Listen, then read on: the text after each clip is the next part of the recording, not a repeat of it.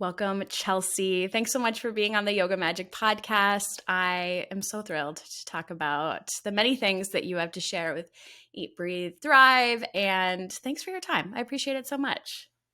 Oh, it's my pleasure, Ashley. Thanks for having me.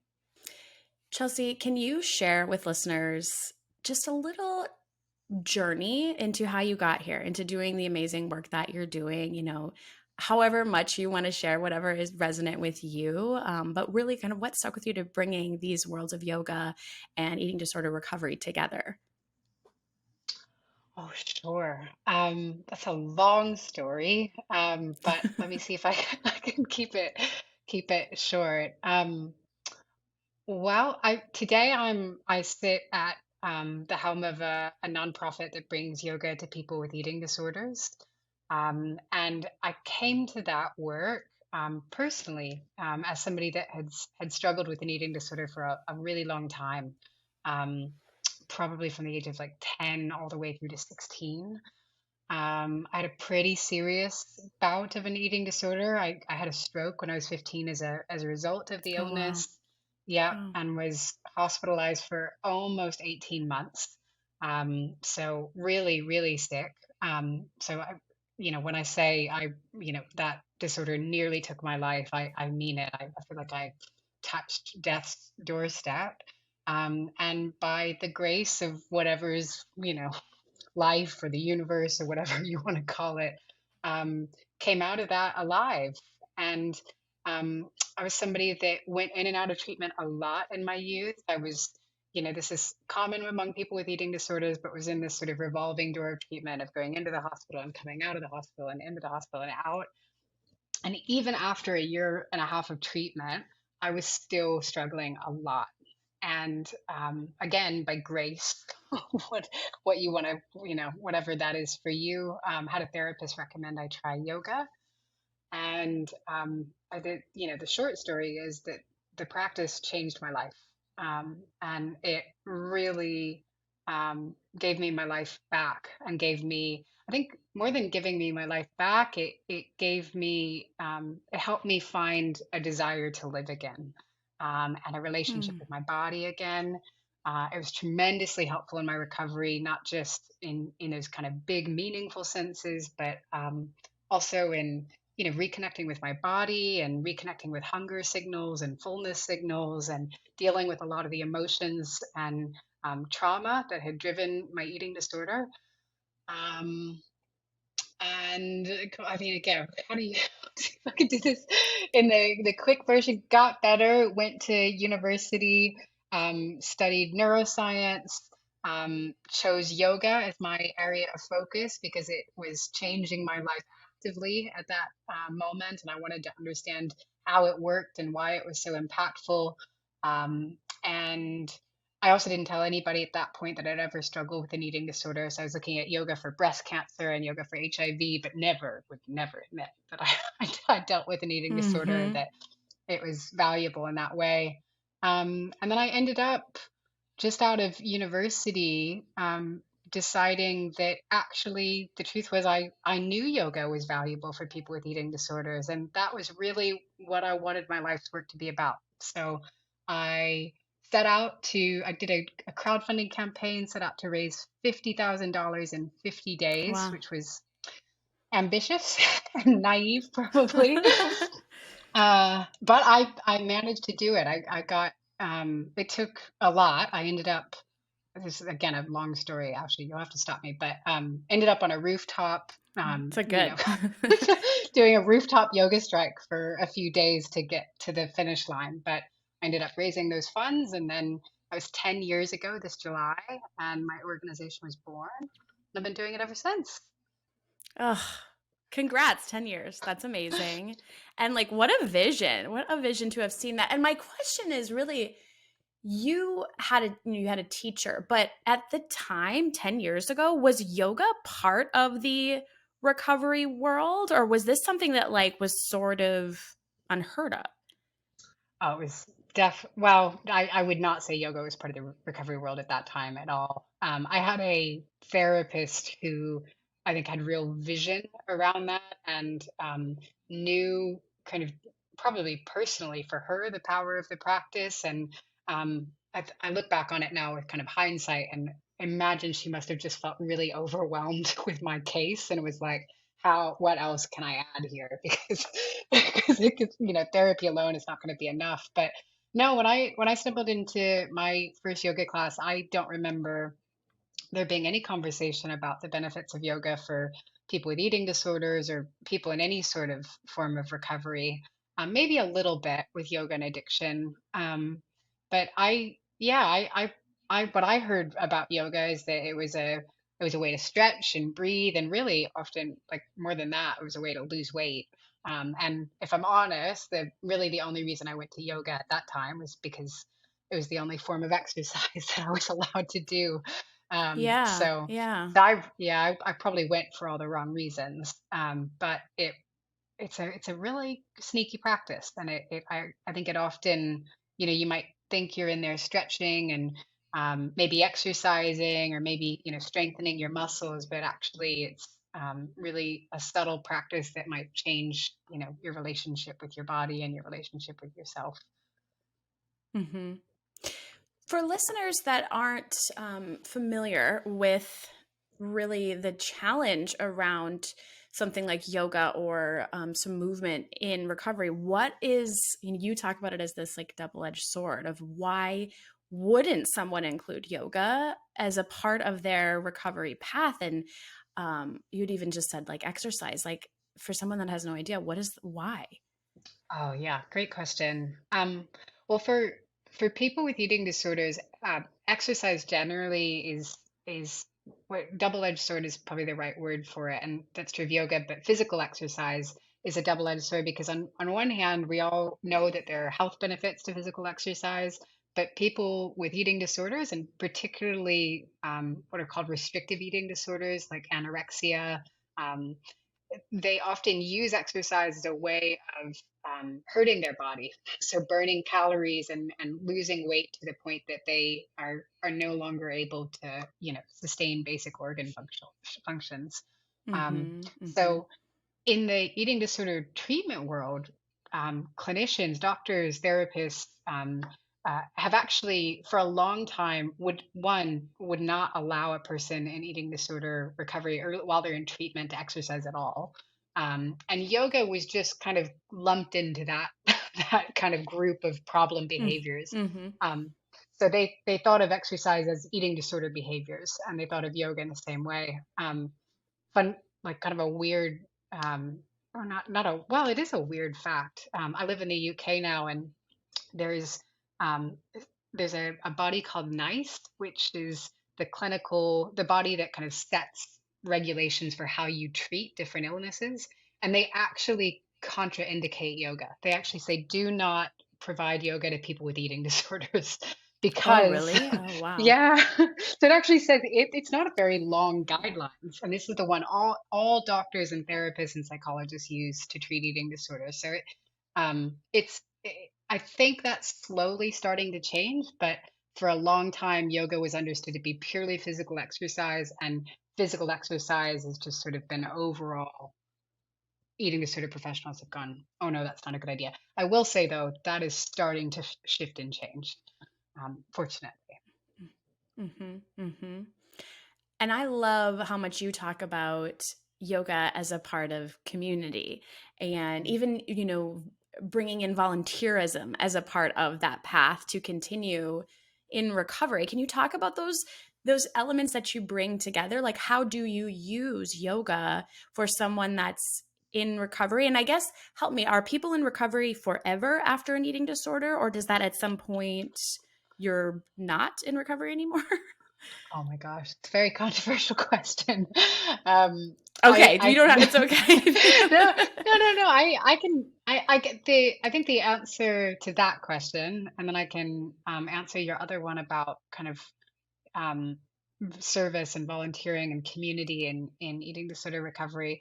Um, are you in recovery? Like, are you in recovery forever? Is it like addiction where it's like once you're an addict, always an addict, and that's kind of been a common Mhm. understanding in that world. The answer is it depends on who you ask. Everybody's experience of recovery is deeply personal. Um, for me, uh, I had I had an experience of having an eating disorder that was very tumultuous. And then I had an experience of being in recovery from an eating disorder, which was also very tumultuous in a different way. It was hard work. Every day when I looked in the mirror, I felt shame about my body. I really judged it. I did not like the way it looked. Every day when I sat down to eat, it was a battle to finish my meals. That was being in recovery, and that lasted a while. And there were different parts of it. Then there came a time when I wanted to eat, but my body wasn't telling me when I was hungry because I'd ignored my hunger signals for years and years and years. And so there was this rebuilding, this body awareness that I needed to have a healthy relationship with food.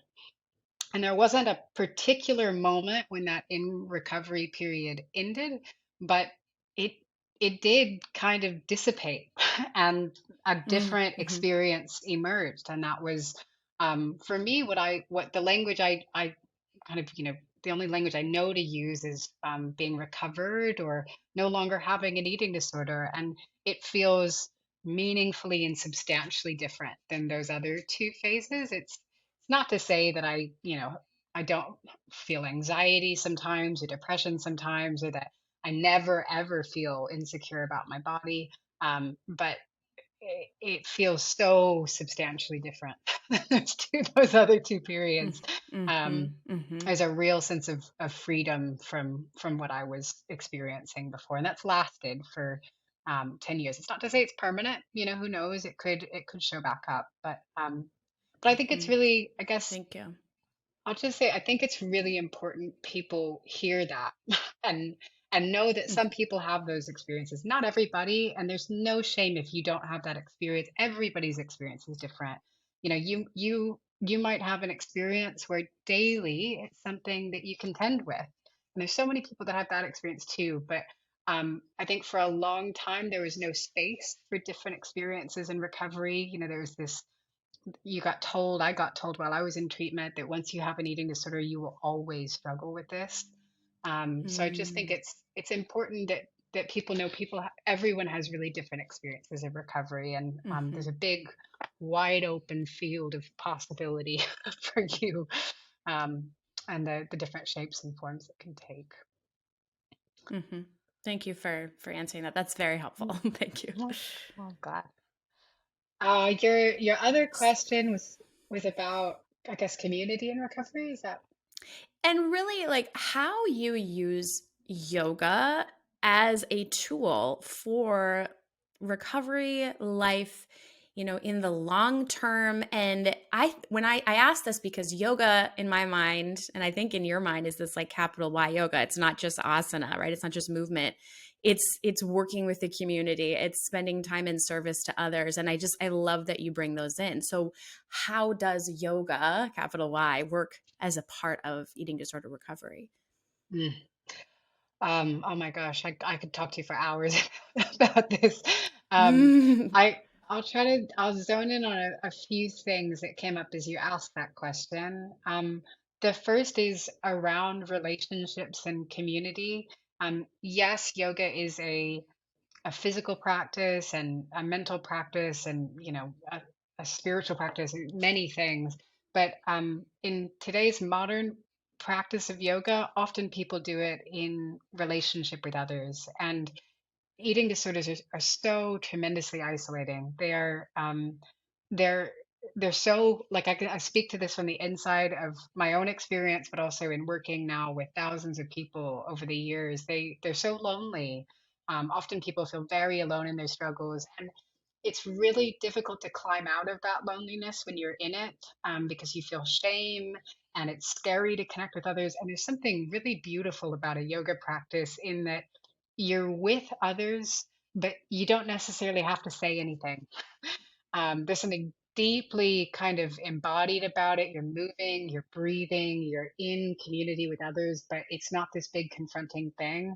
And even virtually, even now online, there's this opportunity for people to connect with others without even having to leave their own home and to be in that practice, which I used to think, oh gosh, virtual is going to be not as good as in person, but there's a value to that for people who are really isolated and scared to leave their homes in the midst of their disorder. So I think that's really powerful aspect of yoga and recovery. I think it's the asana aspects of the practice and the pranayama. So if you're hearing, you're like, what do those words even mean? The poses and the breathing practices. Those are tremendously, practically useful for somebody in eating disorder recovery. So learning how to calm themselves when they're feeling anxiety. Often people use eating disorders to cope with anxiety. So that can be really useful. As I mentioned earlier, connecting with hunger and fullness signals. Many of us, even if you don't have an eating disorder, eat without really feeling, how what's happening in our bodies. Oh my You gosh. Yes. we Yes. yeah, so we might finish our plate because that's how much food is there without noticing if we actually feel full. Or when we're feeling really kind of lonely, or lonely is, I've used that one too much, but maybe feeling anxious or bored, we might just sort of mindlessly reach toward food as a way of changing our feeling state. And so yoga I've found, and the meditation aspects of that practice can be really good at helping a person to cultivate awareness about, one, what's happening inside of their body, and also their relationship with food. Yeah, and then you get into the deeper aspects of this practice. You mentioned service and being in service to other. Karma yoga. So that's there's karma yoga. There's jnana yoga. There's these really deep philosophical um, threads that are woven into this beautiful tradition that we've been, given um, from our from the peoples of Southeast Asia, who have passed down thousands of years. But anyhow, I'm getting off on a tangent. Those aspects of the practice can, I think for a person with an eating disorder, it can feel like the biggest thing in the world, or any illness, any mental health challenge. It's really hard to get out of yourself because the suffering and the pain is so difficult. When you're Mm, feeling depressed, it's really hard to get out of bed. When you're feeling anxious, it's really hard to think about anything other than that anxiety. And so these deeper elements of the practice, I think, can put that struggle in its place, can help a person understand their struggle in a much bigger, more cosmic sense of their life experience. And I think some of those philosophical aspects, we use karma yoga and service a lot, of getting out and being in service to others, can help you get out of yourself just enough to shake up that state of struggle a little bit. hmm And of course, I get the sense from your question that that when you're in service to others, whether it's volunteering or taking your dog out for a walk, being in hmm service to your dog in that moment, it's deeply nourishing, and it can really help in those moments of hmm difficulty. Mm, I love it. And that actually leads me to my next question. It's something I've heard you talk about before. This idea of discomfort in yoga, and being a longtime yoga teacher and a student myself, obviously, I totally understand this discomfort. And I mean, and frankly, like, it's stress, right? We're actually creating stress in the body on purpose, and how that parallels to everyday life, how we can use that tool of stress resiliency in our everyday life. How, have you seen that work with your students, working through really embracing that discomfort? It's a really poignant question, Ashley. Thanks. Yeah, I love that question.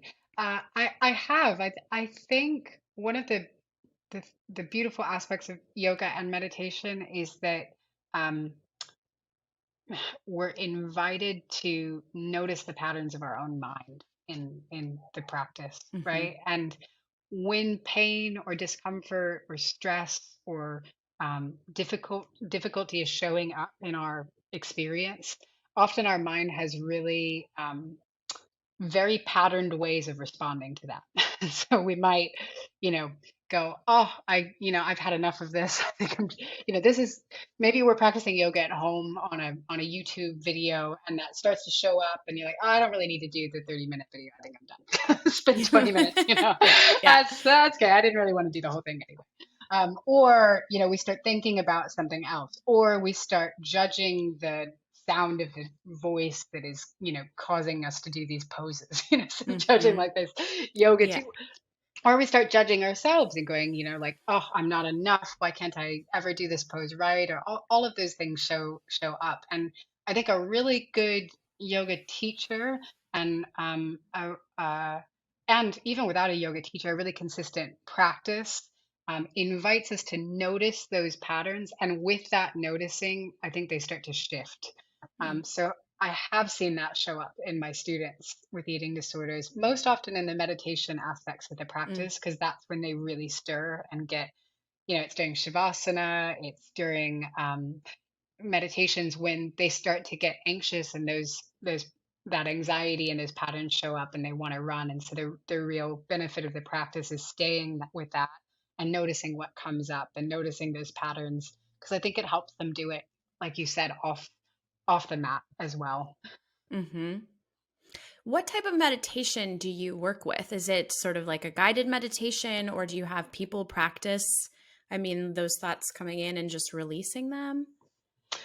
Yeah, the meditation I was thinking of at that particular moment, we do work with a lot of different kinds, but Mm-hmm. one of the core meditations I work with people with eating disorders specifically is an interoceptive meditation. Mm-hmm. So it's a guided meditation that's the aim is to help them notice the feelings and the sensations specifically that are happening inside their body. Mm-hmm. um, and we do the one we offer through my nonprofit, Eat, Breathe, Thrive. We've actually got it. There's a free version right on the front page of the website. You can get it. But it's a four-part meditation, and the first part is noticing sensations. The second part is asking yourself what needs those sensations might be pointing toward. So what might your body be letting you know you need right now? And the third part is what you've kind of pointed to here, which is noticing how your mind responds and reacts to the experience that you're having at that moment. Mm-hmm. Mm-hmm. And again, it can be distraction, it can be self-criticism. Sometimes, the mind is just still, which is wonderful, but just noticing the responses. And I tend to not ask students to like release, to just let go of them. Mm-hmm. I think there's power in just noticing and observing. And sometimes I find students respond really, we all have different minds and mind stuff. And so I don't want to force my and just release it or let go of it into somebody else's mind necessarily. But yeah, I think there's a lot of power in noticing the quality of your own mind and the patterns of your own mind. Because, of course, we have to live inside here, our mind that is for your whole life. Mm-hmm. So, Mm-hmm. We're stuck. We're stuck you're here. not getting out of it. And I bet you studied this because you said you studied neuroscience. Yeah, yeah. That's so cool.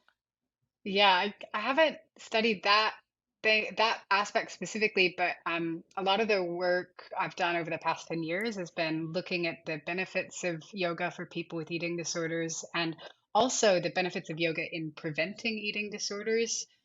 So building that resilience you were just talking about, of helping people kind of build the skills and the resilience and the traits that stop eating disorders from taking hold.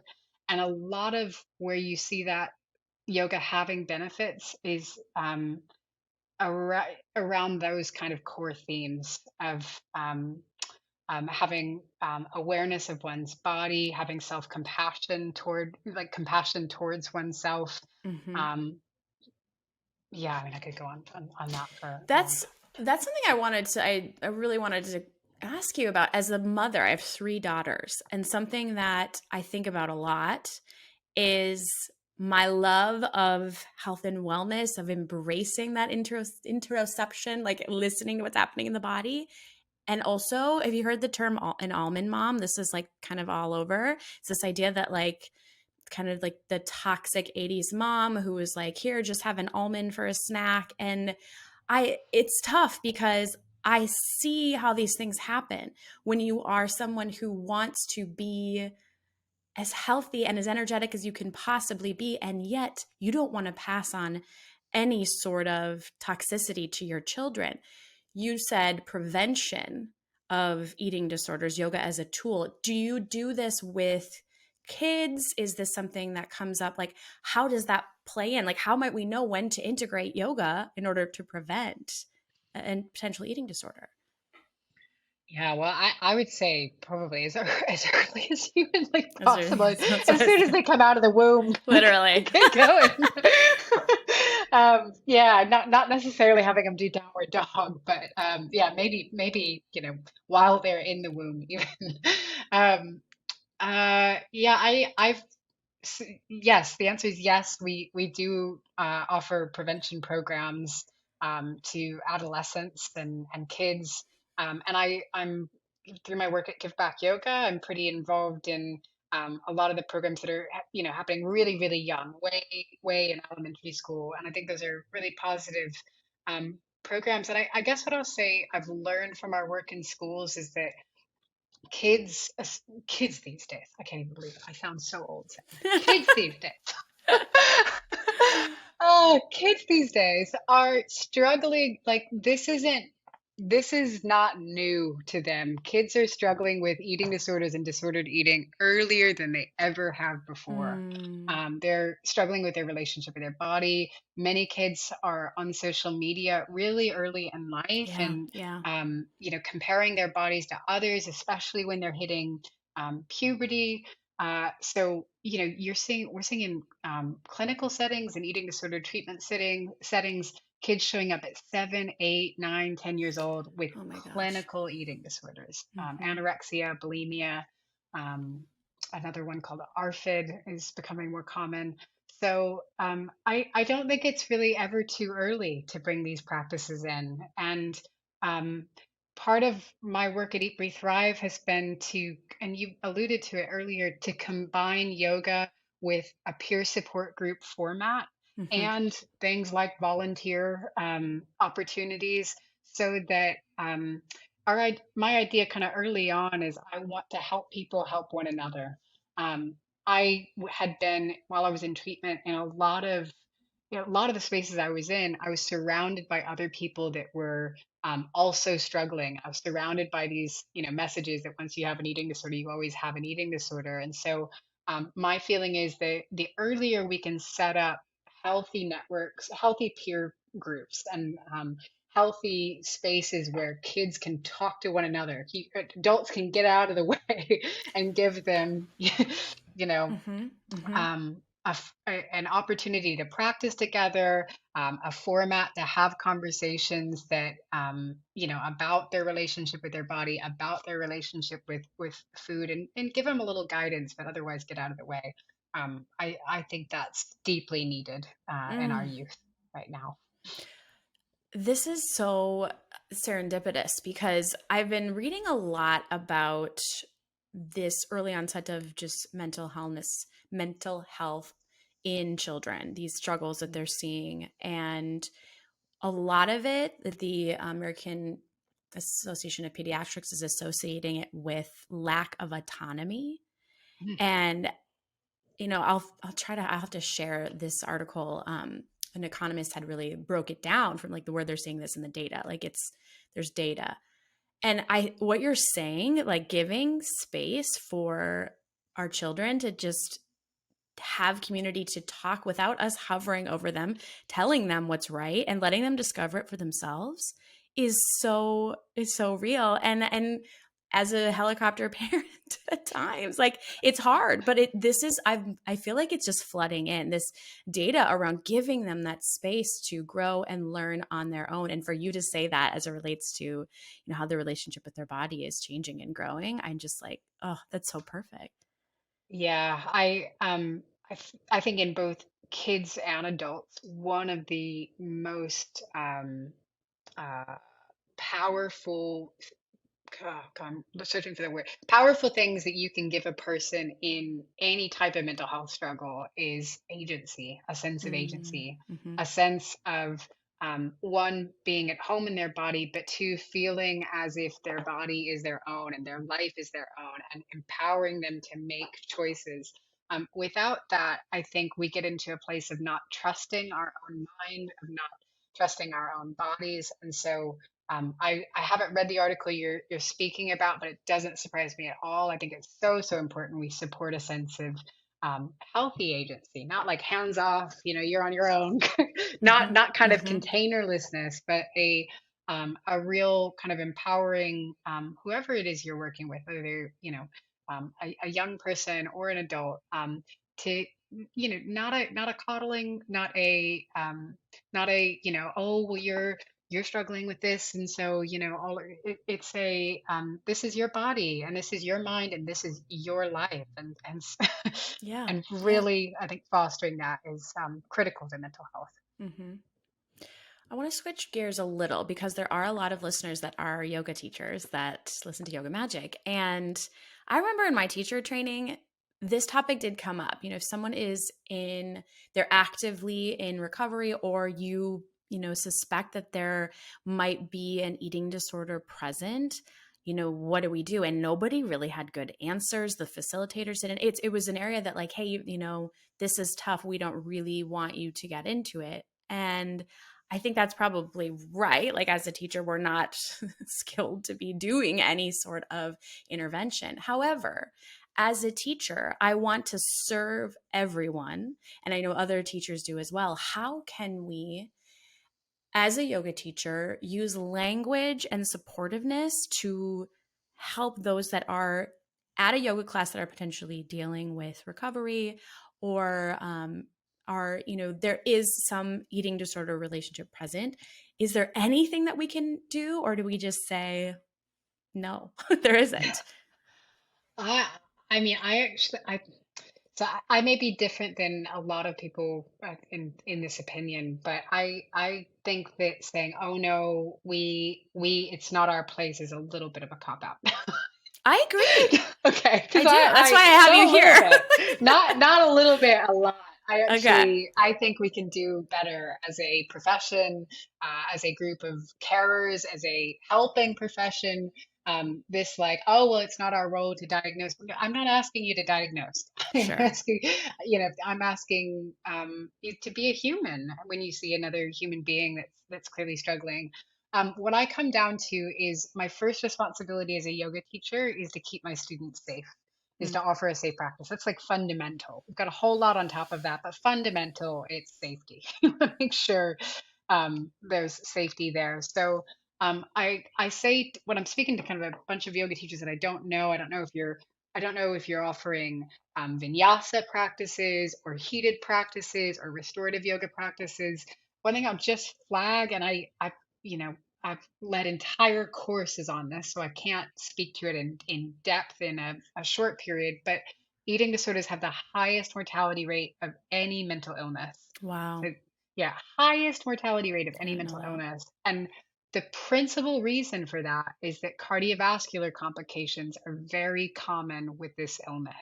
So Mm, people's heart stop. It's called sudden death. There's a name for it.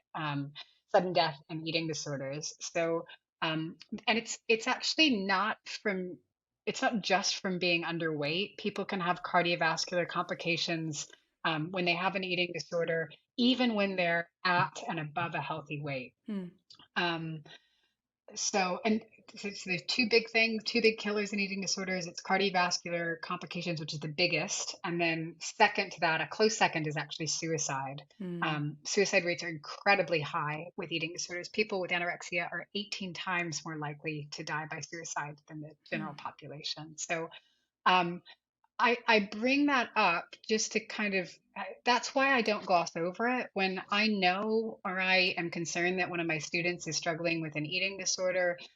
There's two things that come to mind: is the physical practice I'm offering, is it safe for this person? If I'm offering a heated class or a really kind of fast paced aerobic class, there if I know they have an eating disorder, if they've told me themselves, or I can see that they're visibly underweight, I because I work in this industry, I hear about students that die multiple times per year. My whole team does. So Mm, it happens.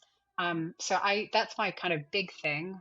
And then, there's also the mental health reasons to reach out. If I'm concerned a person has an eating disorder, I think it's important to let them know that they're seen and that they're cared about. So I do connect with that person when I'm concerned. I don't just sort of work it into the language of the group class of like, oh, mhm, you're mhm, so loved. I I I do my best, if appropriate. If it's a person I've seen in class a couple times and there's an opportunity to connect with that person, yeah, to have a conversation and to I don't accuse people of having eating disorders if I don't mhm, know, mhm, because there's a lot of reasons a person could be underweight. But I share directly what I'm seeing that makes me concerned and express care. And I usually try to come to those conversations with a set of referrals in hand. There's some mm, ideas for resources for if that person, and sometimes the person is already getting help and support. So sometimes there's a conversation about whether this really, if I was teaching a really hot and vigorous practice, whether they're really safe at this stage in recovery. Um, there's always, if especially if I have to set a boundary with a student, if I'm really concerned for their physical safety, the message is I this practice can be so beneficial in your recovery, and it can also do harm at the wrong moment in time. mhm, Like mhm, yoga can, one, physically, cause the heart rate to rise. So if you're in a really delicate, fragile place physically, it can do harm, but also it shakes our stuff up. And so if a person's feeling suicidal or really, kind of not connected to a desire to live, then maybe this is not the moment in time to shake things up. And this mhm, practice and me as a carer, I'm going to be right here for you in that moment in time. But it might be best at this moment to get some a higher level of care and a higher level of support so that you can come to this class and this practice where it can be more beneficial. So I have to have these conversations at our organization multiple times per yeah, year, lots of times, and we do see people come back. We have people go and get into those conversations usually go tremendously well, but they're done with a ton of care, a lot of thought ahead of time. So mhm. I feel like I've crammed a huge amount of information into like 2 minutes for a yoga teacher listening, but No, but I'm glad you answered my question, and that's like, is there a conversation to be had? And the answer is yes. And I love how much preparation and support that you would advocate for. Like, if you're working for a studio, working the manager to understand,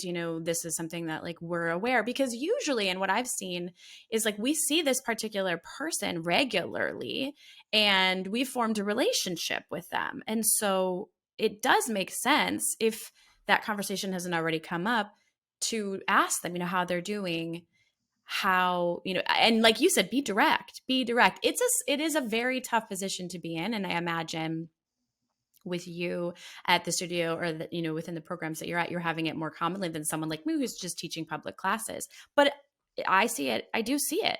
And I feel really validated in that. Yeah, these conversations do need to happen. So thank you for answering that very tough question. yeah, yeah, absolutely.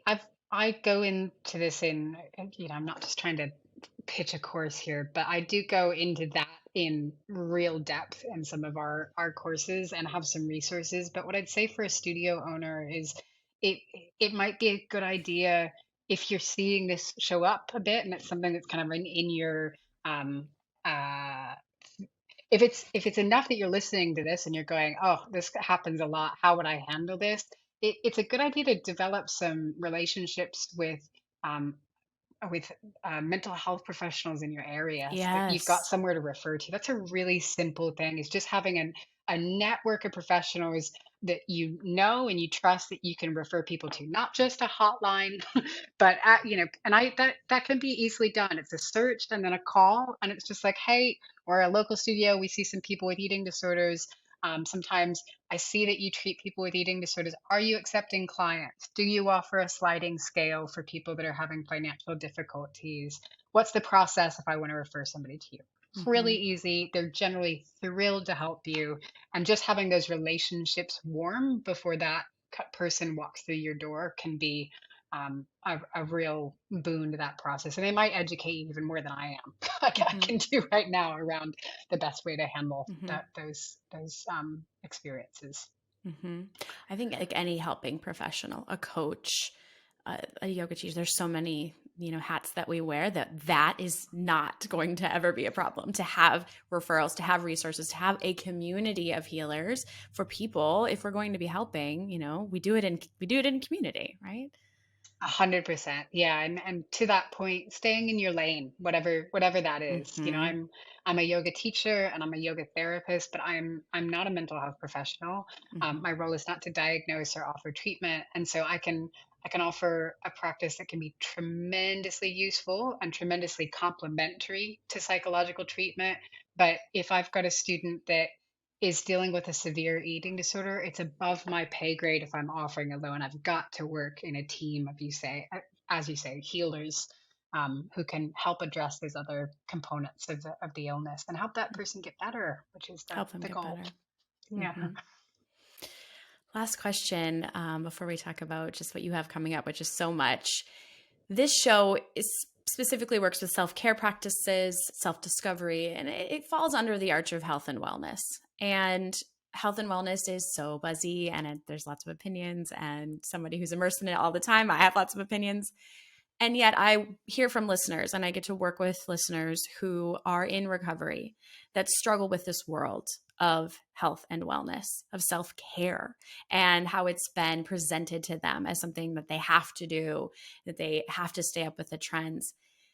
Can you offer any insight into a world where this is a relationship that makes sense, where someone who is in recovery can really embrace health and wellness? And this is a big question for like the end of this episode, but what would you say to someone who wants to continue down that path of self-care and prioritizing their own well-being while in eating disorder recovery?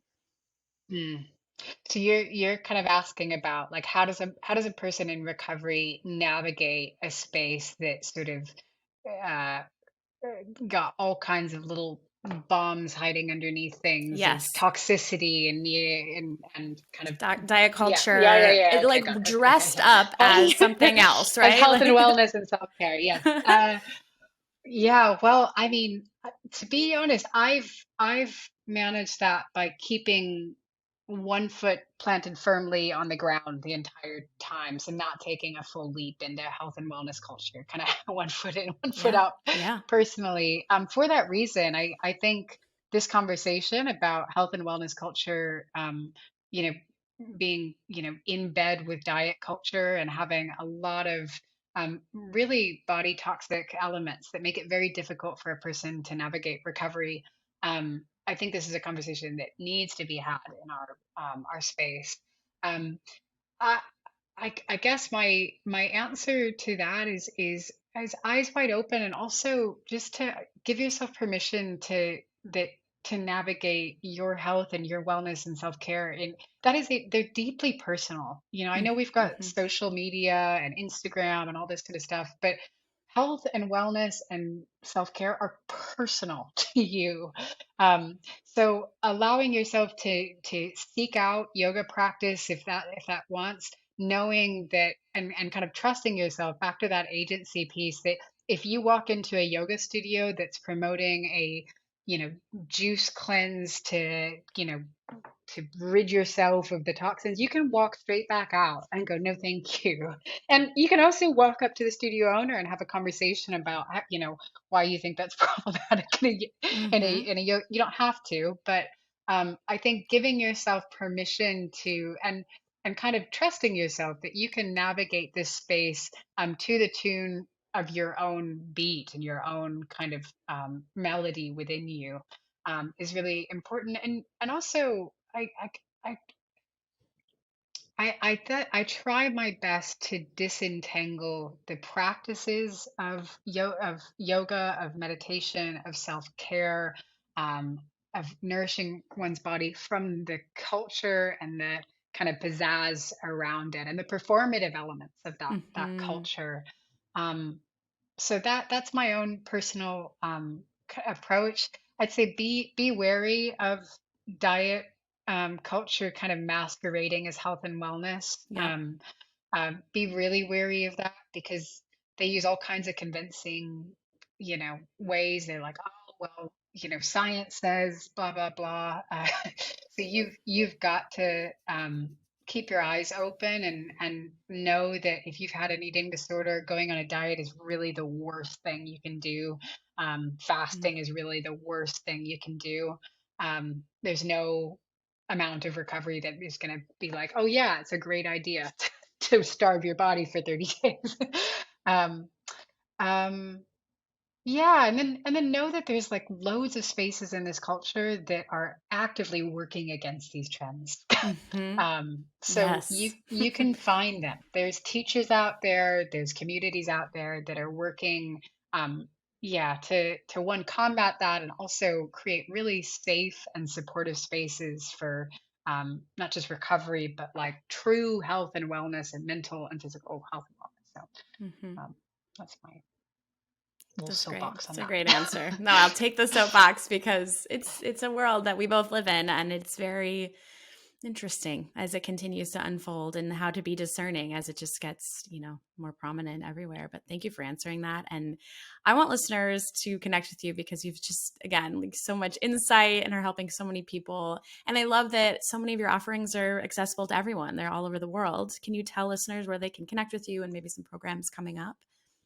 Sure. Thanks for the opportunity. I mean, the first thing I'll say is if there's anybody listening that is in eating disorder recovery, actively in eating disorder recovery, we kind of our core thing as an organization is that we offer free courses to people in eating disorder recovery every single month. It's called Yoga for Eating Disorder Recovery. It does what it says on the tin. It is it's a group that's offered virtually, so you can join from anywhere around the world, and it combines yoga and a support group format to and sticks to really key themes to help you in the process of recovery. Really supportive space. So that's available for you. If you're a yoga teacher, we've got some. We've got free. We try to keep it. We're a nonprofit, so we try to keep stuff as free and open to all as possible. So there is at least one free course for yoga teachers. I was telling Ashley earlier this month, next week, I think, we're launching a new course for yoga teachers and yoga therapists called um, how yoga supports eating disorder prevention and recovery. Hmm. Um, and I do actually talk about kind of that topic of how to approach a student that you're concerned about in depth in that course, and talk about the cardiovascular complications of eating disorders in depth in that course. So that's an on-demand course, which means you can take it anytime you want from anywhere around the world on your own time. And that's on Give Back Yoga University. Um, and then I guess the other two key big things is that I'm in every September I help organize a symposium, an online conference called um, Yoga and Recovery: Healing Addiction and Eating Disorders. I was saying to Ashley, our first year we had now King Charles. Back then, he was just a prince as our keynote speaker, It's amazing. speaking about the benefits of yoga from Buckingham Palace. And So surreal. yeah, I nearly fell out of my chair. Last year we had Russell Brand. We're just organizing this year's conference, but that's in September, so be on the lookout for that. And then, last but not least, I can't believe this, but in July we celebrate our 10th birthday as an organization. So we're doing a huge campaign to raise funds to keep our programs free and accessible for all. And that's running all the way from May till August. It's called Recovery Within Reach. And there's so many ways you can donate. You can host a little bake sale or host a donation yoga class in your community. You could buy a T-shirt. We've got shirts that say like "Everybody deserves love," "Eat, Breathe, Thrive," the whole shebang. So there's so many ways to get involved. So if you go to our website, you will find it. It's probably dead center on the website by the time you're listening to this. So Awesome. that's would love your support on that. Um, Oh, so amazing. Well, I'm so grateful to be connected with you, and I hope that there's just some new supporters and new, individuals your way who are really going to benefit from this. So thank you so much for your time. I appreciate it. Thank you, Ashley. Thank you for the opportunity, and it's been a pleasure. You're so easy to talk to. Thanks for Thank you. having me.